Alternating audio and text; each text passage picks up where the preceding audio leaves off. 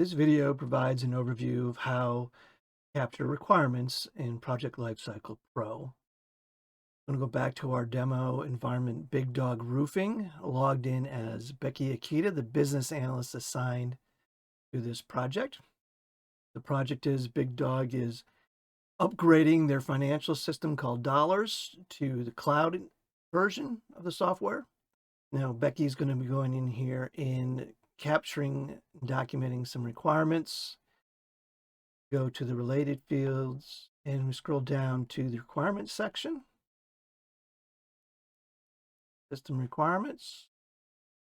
Select new.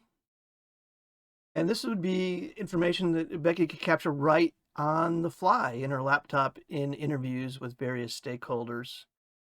So for example, let's say she's meeting with the controller and the controller tells her that she'd like to take this opportunity to change the way they account for third-party financing. When they post revenues and accounts receivable.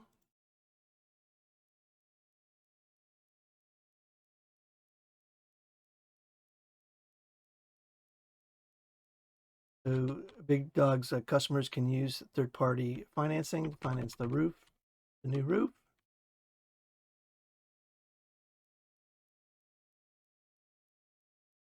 Source is, they're going to say Janice.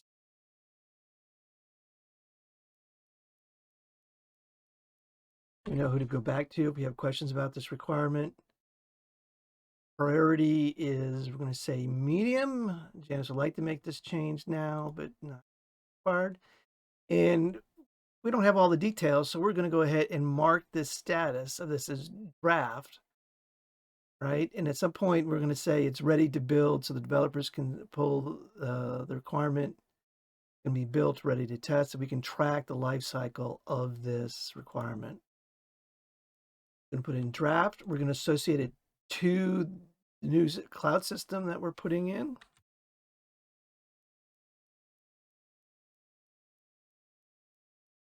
We're not going to assign a project component at this time.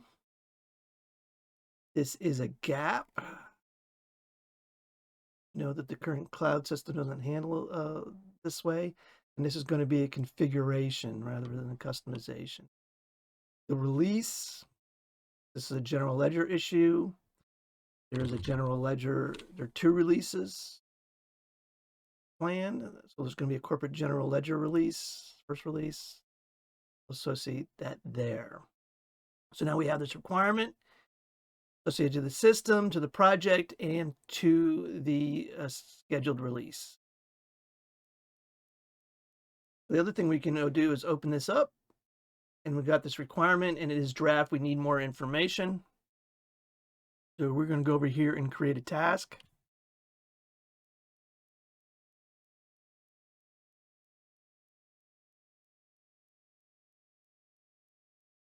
She was told to go talk to Max in accounts receivable, and she wants to get this done in the next week. And it's not started. Priority is normal. Any comments? Max has details on accounting change.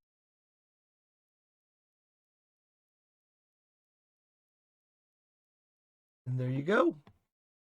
Other things she can do is go in here and add additional notes from the meeting and upload any files.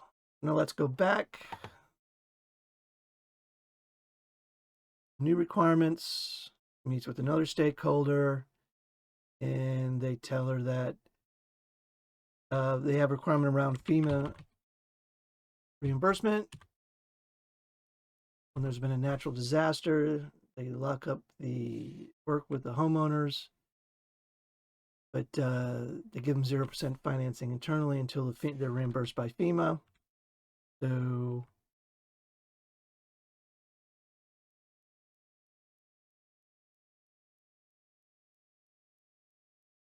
obviously add more details than that.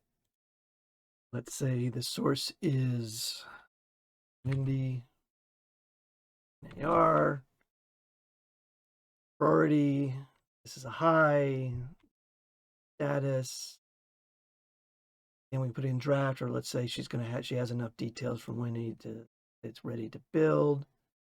System again is going to be dollars, cloud version, gap in the off-the-shelf version. Again is going to be a configuration. The release is its general ledger. Item here, I'm going to say save it, reopen it, and actually Wendy gave her the current documentation about how they handle accounting for when there's FEMA's involved. So she's going to add a file, FEMA procedures.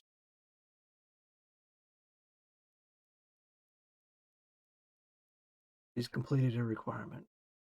That's how you build requirements in Project Lifecycle Pro.